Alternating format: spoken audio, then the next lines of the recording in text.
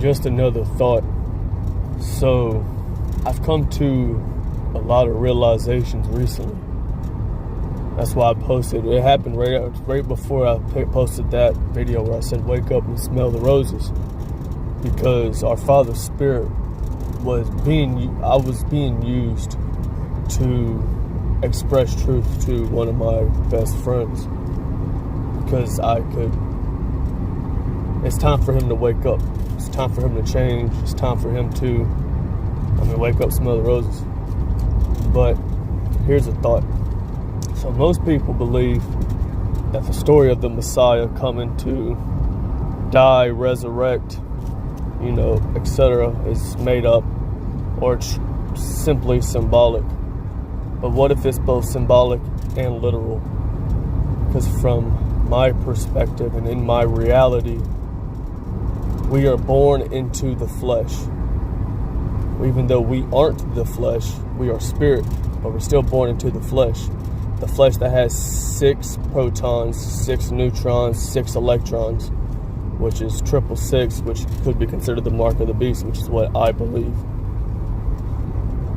So what if we have to accept what the Christ taught in order to be adopted back into the family, so that way we can remember who we are, so that way we can play the game of coming back into self-awareness and coming back into realizing who we're supposed to be, and that's one with the source, and we are creators, not consumers. The fact that we are essentially God.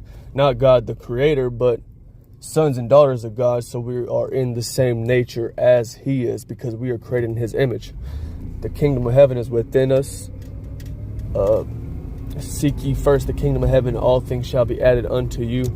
That is how I've lived my life instinctually before I even came to Christ, and before I even came to the realization.